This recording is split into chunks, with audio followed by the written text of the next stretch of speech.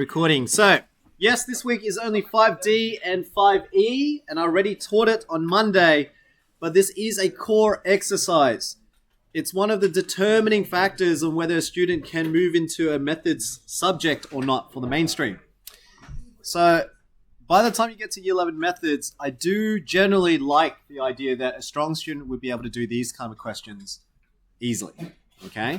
But the reality is that probably close to 70% of the students that come into methods cannot do those kind of questions. But you started in Year 9, and you would have done it again in Year 10, and Year 11 would do the same thing again. That's 3 years, 3 years of practice that you would have had to master it. But even then, like I said, I still have a Year 12 student who still can't do that. It's a very core exercise. It's like multiplication. You learn it in grade 3, you had 3 years by the time you get to Year 7, and I still have students who don't know their times tables. Yeah? I know. So, this is the expectation. That's why I'm doing more sheets, because I want you to learn it. I don't care which method you use, whether it's cross method, Punnett square, grouping method. I don't care. I just need you to be able to do it. Yeah? So, I'm doing all 3 examples, and you choose whichever skill you want. And then for all the other questions, so one sheet is from maths drills. If you want more, they've got literally 26 different sheets of all these problems with answers in the back for you. I can send it to you if you need more practice. That's what I did for one of my Year 11s in semester 1, who was failing, but now he's keeping up. He's getting about 40%, which is a good start compared to a 20. So, here we go. Let's do this one. First one is factorizing 18x squared plus 67x plus 14.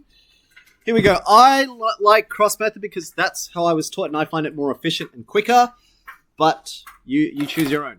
Yeah, so here we go. To do all of them, you still need to look at the coefficient of A term, so coefficient of x squared, and the constant term. So C is equal to 14, A is equal to 18. You got to figure out the factors.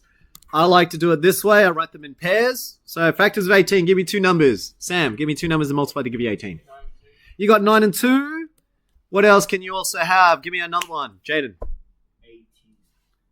18 and 1, good. 18 and 1, Sahaj. 6 and 3. Is there any other ones? No, I think that's it, yeah? Yeah. So, now that you got your main factors pairs there, then you do the same for C. So, C factors is 1, 14, 2 and 7. The trial and error happens here. This is where you trial and error, and Punnett square is exactly the same thing. It's just the visual aid to do exactly the same concept. You need to pick either one of the pairs in column on the left column and then match it with a column or pair on the right column. So you could be matching 9 and 2 with 1 and 14, or 9 and 2 with 2 and 7, or 18 and 1 with 1 and 14. These are the possibilities. Now, obviously, there are some that you wouldn't even try doing. All right, I'm looking for which pair is likely to give me 67. Over time, as you go through this, you then can do elimination, process of elimination, and you don't have to do all trials, but you can kind of look at which one's likely will get you there. So for me, let's say I chose 9 and 2. 9 and 2, if I paired it with 1 and 14, let's have a look at that one. So 9, 2, 1, 14. Now the cross method is asking, should I have it 1 and 14 this way? So 9 is 9x and 2x, because that's what makes up the 18x squared. So 9x, 2x. Now, do you pair it as 1 and 14 or 14 and 1? And you ask yourself, with the cross method, do I pair the 2 with the 1 or the 9 and 14? Or is it 9 with the 1 and 2 and the 14? Which one is more likely to get closer to 67? Would I pair 2 and 1, 9 and 14? Or is it 2 and 14 and 9 and 1? Which one would more likely to get there? 9 and 14, because you're trying to get as large as you can. 2 times 14 is only 28. So I'd probably do 9 times 14. So I would then already eliminate this idea. I'll be trying that. So 9 times 14, what is that? 6, 3, 9. Is that too big now? Yeah, that's too big. That's 100 and... That's 126. And this is 2. So 126 and 2... There's no way I'm going to get 67. So clearly 9 and 2 and 1 and 17 is not going to work. This pairing does not work. So then you trial again. You say, all right, maybe it's 9x, 2x. And then you question again. Is it with 2 and 7 or 7 and 2? And you do the same idea. You say, is it better that I do 9 with a 7, or is it 9 with a 2, 2 with a 2, or 2 with a 7? Which one do you think is more likely to get you closer to 67? Which one would you do? Which one would you pair? 9 with what? 9 with a 7 or 9 with a 2? 9 with a 7. So then I would take this one away. I'd say, well, 9 with a 7, 9 times 7 is 63. 2 times 2, and this is nice. So this one, clearly, I can get a 67. The question is how? To get the 67, I need a positive 63, and I need a positive 4. But the only way to get a positive 4 is the 2 was a positive 2, and the 7 was a positive 7. So 9x times positive 7 will give you a positive 63. 2x times positive 2 will give you the positive 4. So now I know the pairing must then be factorized into 2 brackets. I have 9x and 2x. So that means this must be 9x. That is 2x. 9x you paired with a 7. But if you put it in the same bracket, you're never going to multiply them together. So it has to be in opposite brackets. So here's my plus 7 that I needed to get that 63x. And I paired the 2x with a 2. So that means the 2x, the plus 2 has to be over here. That's the only way you're going to end up multiplying them to get 4x. That multiplies that to get you 63x. That's how you get your 67x. And the last thing you check is, does 2 times 7 give you plus 14? Now that process felt, like I said, this is an intuitive approach, but as you're doing it, as you get better at it, you choose the right pairing. You do the process of elimination and you do it much quicker in your head. Okay, so at first it feels uncomfortable, but that's how I learned it to do it. So I do it much quicker.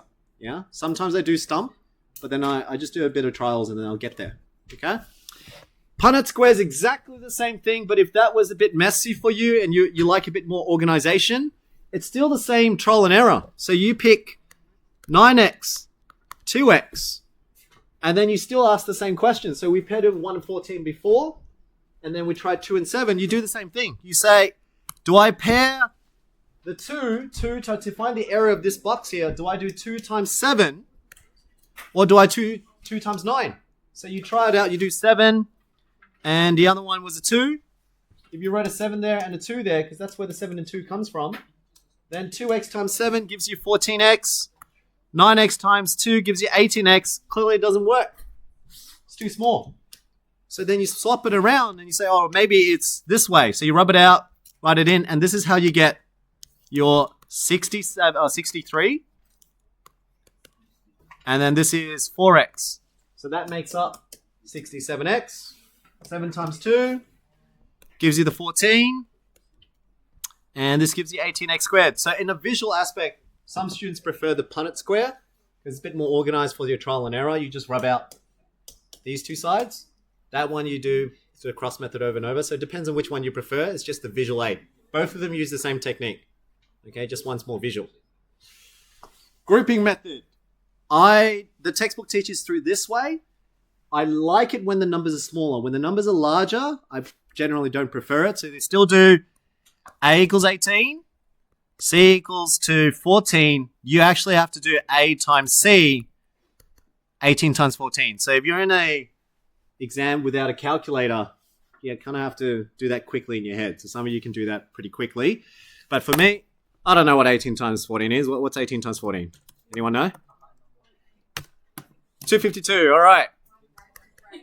So 252. Now from here, you break this up. You write all the factors. Think of 2 numbers that multiply to give you 252, but add or subtract to give you 67.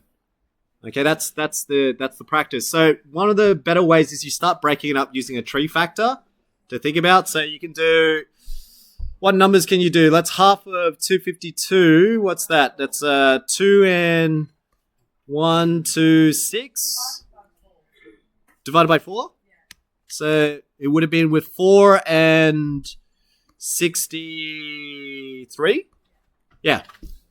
So 2 and 20, 126 is too big because if you add them, you're not going to get 67. So 4 and 63, 4 times 63 does give you 252, but 4 plus 63 also gives you 67. So now you can then break the equation up. You can write 18x squared plus 67x plus 14. So this is how your textbook does it. They rewrite the 67 into the two numbers you chose, 4 and 63. So this becomes now 4x plus 63x. You still have the 18x squared. You still have the plus 14. And you factorize by groups now. So you factorize them into their own 2. Actually, does that even work? 63, 14. How many 14s make 63?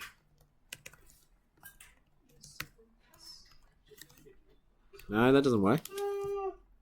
Did I do something wrong? Oh yeah, 7 is a factor. True. What am I thinking? There you go. So you factorize them individually. So 4x and 18x common factor is 2x.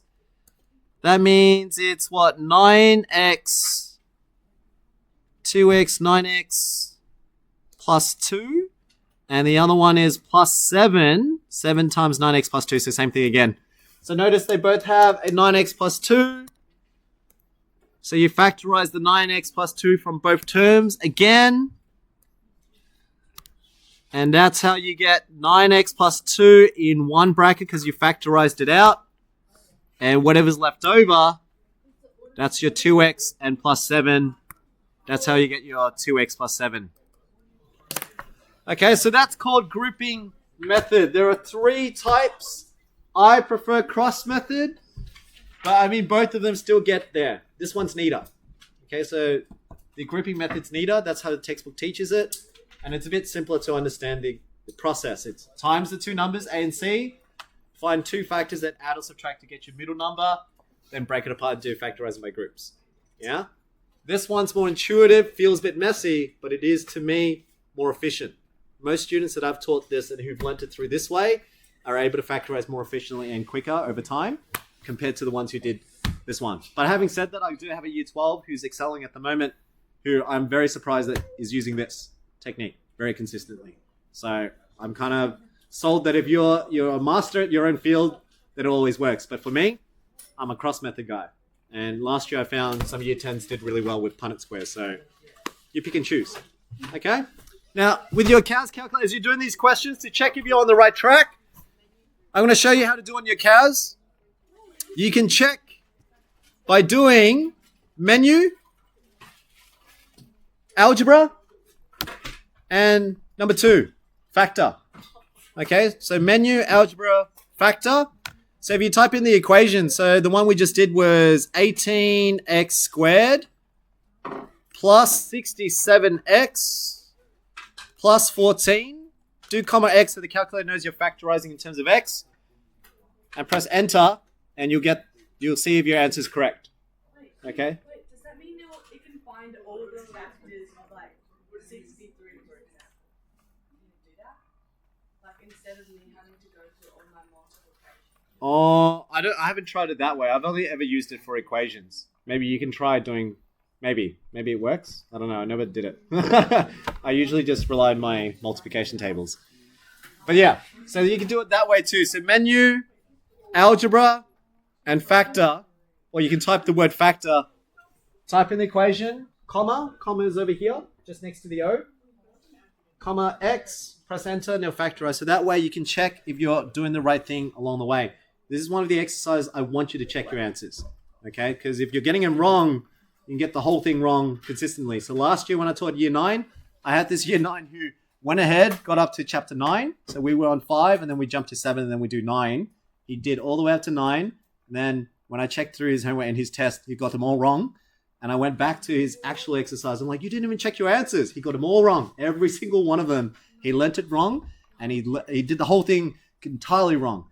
So he wasted his time doing it and also doing a very bad score on his test. So my encouragement is, especially for this exercise, when you work on this algebra quadratics, please check your answers. Use your CAS, use the notes, check as you go. You have to learn the skill really well. Okay? Yeah. Why did you write a comma there? Because the calculator needs to know that you're factorizing in terms of x. Yeah. You can skip the x for now, but later on when the equation gets more complicated, comma x will solve the problem. So you're saying to the calculator, I want you to factorize this expression. And the comma means in terms of x, meaning focus on the x. So when you factorize, take out x. But later on, you don't have to just have one letter. You could have A, B, C, and a y, and then they need to know which one you're trying to factorize for. That's why the comma x is important. But right now, it doesn't seem to be important. Later on, it will be. Yeah, so that's why you have to have a comma x. Sorry? Yeah. All right, I'll do the answers later, but for now, that's the 3. I'm going to leave the notes up here. I want you to practice 5D, 5E, mainly 5E. This is nonmonic. You want to be able to learn nonmonic.